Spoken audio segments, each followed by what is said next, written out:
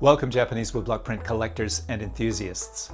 The title of this video is What is a Japanese woodblock print and why are they so cool? The reason why I was motivated to make this video is that I usually launch into a presentation assuming my audience is familiar with most of the basic history, concepts, and terms that relate to woodblock prints. But occasionally I'm reminded that not everyone is as geeky as I am or you are on this subject. And some people may be unfamiliar with some of the basics. I thought it would be good for the newer collectors out there to get my subjective take on woodblock prints.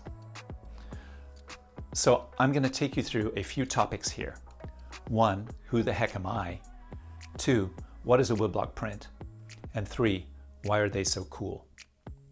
And if you have any questions or comments, please feel free to email me or leave a note on this channel. So, number 1, who the heck am I? I'll make this quick. My name is Richard Parr. I collect Japanese prints and sell them through my online gallery. We don't have a physical gallery yet. I'm waiting to win the lottery. I have a degree in art education. I've been to Japan a dozen times, starting in 1980. I've climbed Mount Fuji, and I got married in Japan. Okay, enough about me. Let's talk about what a woodblock print is. Remember in preschool when you made potato stamps? You cut away part of the potato and then put paint on it and used it as a stamp. Woodblock printing is pretty much the same thing, except we're using a beautiful block of cherry wood. I'll walk you through the way this process worked back in the day. Cast your mind back to Japan in the 1800s. A publisher commissions an artist to create a series of prints about a subject. That subject could be beautiful women, landscapes, warriors, nature, historical events, etc. The artist draws a picture for each of the prints. One of these pictures is glued to a wooden block where a different person, not the artist, but a professional carver, carefully carves away the wood to cut out the image that the artist designed. The woodblock is then inked with a color, then the paper is pressed onto the woodblock. When the paper is pulled away, you have a design printed on the paper. If there's more than one color, as in the case of Hokusai's The Great Wave, then they carve one woodblock per color and press them all onto the paper, one after the other. The final print is then dried and sold by the publisher, and everyone is happy. That's a simplification, of course, but there are tons of great detailed videos online about how this is done. Just go to YouTube and search for woodblock print process. So that's what a woodblock print is. It's produced by this collaboration between publisher, artist, carver, and printer. In the 1800s, they used to sell these prints to the townspeople for the price of a bowl of noodles. Over the past few hundred years, there have been hundreds of artists that have produced millions of prints, some much more successful than others. Here's a rough timeline of woodblock printing so you can picture this in history. Woodblock printing originally came to Japan from China, but it really didn't start being a popular medium until the start of the Edo Period in the year 1603. Early on, the prints looked like this, black and white on paper. Then, the Japanese artist Harunobu figured out how to produce full-color prints by using multiple woodblocks in 1765. Now I'm going to jump ahead to Hokusai and his Great Wave in 1830. Of course, there were many other artists in the Edo era, like Sharaku, Utamaro, Kunisada, Kuniyoshi, Hiroshige. This was the golden age of woodblock prints. Then in 1868 starts the Meiji era. During this time, some of the top artists were Kunichika, Chikanobu, Kyosai, and Yoshitoshi. Then in 1912, we have the Taisho era. And that's when we see artists like Hasui, Hashiguchi, and Yoshida. Me personally, I tend to collect prints from about 1840 to 1890.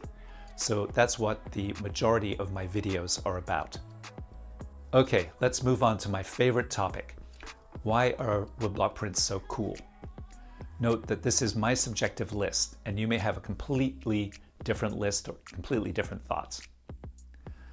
Number one, it's real art. Art that appears in major museum collections worldwide. It's designed not only by true artists, but also produced by amazing carvers and printers that could print whatever the artist envisioned. This is art that can be appreciated in its own right and as an investment. Number two, each piece tells a story. The story of the artist, his influences, the political climate of the time, the trends of the time are all encapsulated in the final print. So you're not only seeing a picture of a beautiful Japanese woman, or of a warrior, or of a landscape. You're seeing a picture designed by an artist that came from a particular creative school, that followed certain traditions, and that developed their own style. There's a story behind each print, and the more you learn, the more you can appreciate what you have. For example, if you look at this print, you see an image of a samurai designed by the artist Kuniyoshi, born in 1798, son of a silk dyer, who was apprenticed at age 13. He had a hard time starting his career, and at one point had to sell used tatami mats to make a living, but he persevered and became one of the great woodblock print artists of the 1800s. And the print is of Kurahashi Densuke Takeyuki, who is a real person, one of the 47 samurai that took part in the revenge plot against the evil Lord Murano. He was made to commit seppuku on February 4th, 1703. And that's just part of the story of this print. You'll find every print has one or multiple stories about the people, culture, and history of Japan. Number three, let's appreciate the medium and uniqueness of Japanese woodblock prints. Sure, they came from China originally, but they came from China like this: one color, simple designs. The Japanese enhanced the art form by adding multiple colors and new techniques like embossing, metallic inks, bokashi shading that produces wonderful gradations of color. And meanwhile, what's happening in the rest of the world? It's very boring.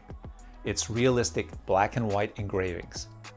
And sure, they eventually did get color lithographs, but these took months and months to make.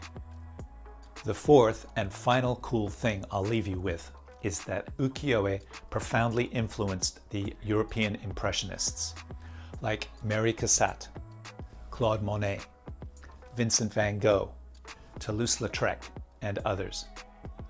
You can draw a direct line from prints 200 years ago to today's popular media and entertainment, like manga, anime, Pokemon, video games, and more. As you can tell, I'm passionate about woodblock prints, and I hope some of that passion rubs off onto you. Thanks for watching this far. Please like and subscribe, and happy collecting.